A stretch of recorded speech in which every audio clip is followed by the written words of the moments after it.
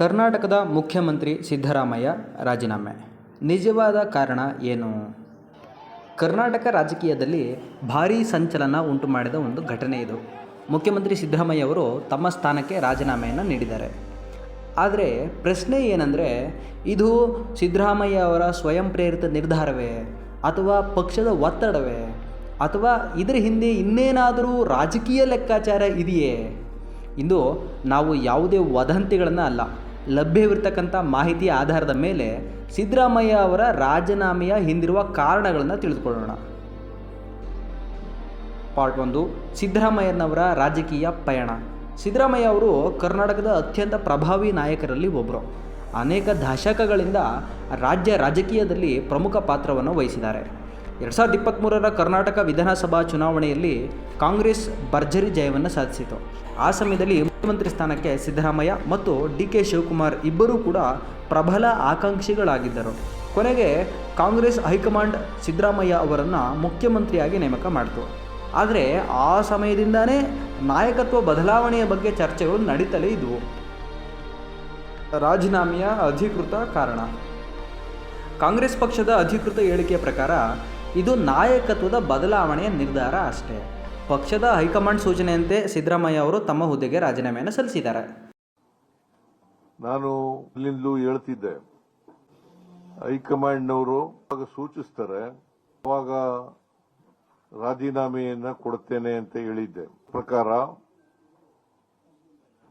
ಮೊನ್ನೆ ಸ್ವತಃ ಸಿದ್ದರಾಮಯ್ಯ ಅವರು ಕೂಡ ಹಲವು ಬಾರಿ ಪಕ್ಷದ ನಿರ್ಧಾರವೇ ಅಂತಿಮ ಅಂತೇಳಿ ಹೇಳಿದ್ದಾರೆ.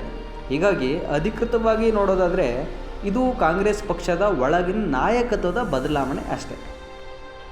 ಇದರ ಬಗ್ಗೆ ರಾಜಕೀಯ ವಿಶ್ಲೇಷಕರ ಅಭಿಪ್ರಾಯ ಏನು? ಆದರೆ ರಾಜಕೀಯ ವಿಶ್ಲೇಷಕರು ಈ ಬೆಳವಣಿಗೆಯನ್ನು ಇನ್ನಷ್ಟು ಆಳವಾಗಿ ನೋಡ್ತಾರೆ. ರಾಜಕೀಯ ವಿಶ್ಲೇಷಕರ ಪ್ರಕಾರ ಮೊದಲನೇದಾಗಿ ಕಾಂಗ್ರೆಸ್ ಪಕ್ಷದೊಳಗೆ ಸಿದ್ದರಾಮಯ್ಯ ಮತ್ತು DK ಶಿವಕುಮಾರ್ ಇಬ್ಬರೂ ಕೂಡ ಪ್ರಭಾವಿ ನಾಯಕರು. ಇಬ್ಬರ ಬೆಂಬಲಿಗರನ್ನೂ ಕೂಡ ಸಮತೋಲನದಲ್ಲಿ ಇಡುವುದು ಪಕ್ಷಕ್ಕೆ ಅಗತ್ಯವಾಗಿರುತ್ತೆ. ಎರಡನೇದಾಗಿ ಭವಿಷ್ಯದ ಚುನಾವಣೆಗಳನ್ನು ಗಮನದಲ್ಲಿಟ್ಟುಕೊಂಡು ಹೊಸ ನಾಯಕತ್ವಕ್ಕೆ ಅವಕಾಶ ನೀಡುವ ತಂತ್ರವೂ ಕೂಡ ಇದಾಗಿರ್ಬೋದು. ಇನ್ನು ಮೂರನೇದಾಗಿ ಪಕ್ಷದ ಒಳಗಿನ ಭಿನ್ನಾಭಿಪ್ರಾಯಗಳನ್ನು ಕಡಿಮೆ ಮಾಡತಕ್ಕಂಥ ಉದ್ದೇಶವೂ ಇರಬಹುದು. ಆದರೆ ಇವು ರಾಜಕೀಯ ವಿಶ್ಲೇಷಕರ ಅಭಿಪ್ರಾಯಗಳು ಮಾತ್ರ. ಕಾಂಗ್ರೆಸ್ ಪಕ್ಷ ಅಧಿಕೃತವಾಗಿ ಇವುಗಳನ್ನು ದೃಢೀಕರಣಪಡಿಸಿಲ್ಲ. ಇನ್ನು DK ಶಿವಕುಮಾರ್ ಅವರಿಗೆ ಅವಕಾಶ. DK ಶಿವಕುಮಾರ್ ಅವರು ಕರ್ನಾಟಕ ಕಾಂಗ್ರೆಸ್ನ ಅತ್ಯಂತ ಪ್ರಭಾವಿ ಸಂಘಟಕರಲ್ಲಿ ಒಬ್ಬರು. 2023ರ ಚುನಾವಣೆಯಲ್ಲಿ ಪಕ್ಷವನ್ನು ಅಧಿಕಾರಕ್ಕೆ ತರಲಿಕ್ಕೆ ಅವರು ಮಹತ್ವದ ಪಾತ್ರವನ್ನು ವಹಿಸಿದರು. ಆದ್ದರಿಂದ ಈಗ ಅವರಿಗೆ ಮುಖ್ಯಮಂತ್ರಿ ಹುದ್ದೆ ನೀಡ್ತಾ ಇರೋದು ಕಾಂಗ್ರೆಸ್ನ ಮುಂದಿನ ರಾಜಕೀಯ ಯೋಜನೆಯ ಭಾಗ ಅಂತೇಳಿ ಅನೇಕರು ಅಭಿಪ್ರಾಯವನ್ನು ಪಡ್ತಾ ಇದ್ದಾರೆ. ಹಾಗಾದರೆ ಸಿದ್ದರಾಮಯ್ಯ ಅವರು ರಾಜೀನಾಮೆ ನೀಡೋದಕ್ಕೆ ನಿಜವಾದ ಕಾರಣ ಏನು? ಅಧಿಕೃತವಾಗಿ ಹೇಳೋದಾದರೆ ಇದು ಕಾಂಗ್ರೆಸ್ ಪಕ್ಷದ ನಾಯಕತ್ವ ಬದಲಾವಣೆಯ ಒಂದು ನಿರ್ಧಾರ.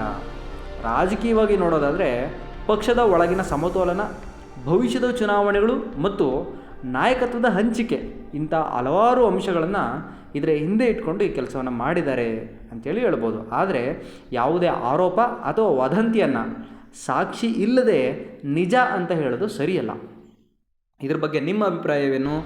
ಸಿದ್ದರಾಮಯ್ಯವರ ರಾಜೀನಾಮೆ ಕಾಂಗ್ರೆಸ್ಗೆ ಲಾಭವಾಗ್ತದೆಯೇ ಅಥವಾ ಇದು ಪಕ್ಷಕ್ಕೆ ಸವಾಲಾಗುತ್ತಾ? ನಿಮ್ಮ ಅಭಿಪ್ರಾಯವನ್ನು ಕಮೆಂಟ್ನಲ್ಲಿ ತಿಳಿಸಿ. ಈ ರೀತಿಯ ರಾಜಕೀಯ ವಿಶ್ಲೇಷಣೆಗಳಿಗಾಗಿ ನಮ್ಮ ಚಾನಲನ್ನು ಸಬ್ಸ್ಕ್ರೈಬ್ ಮಾಡಿ. ಧನ್ಯವಾದಗಳು.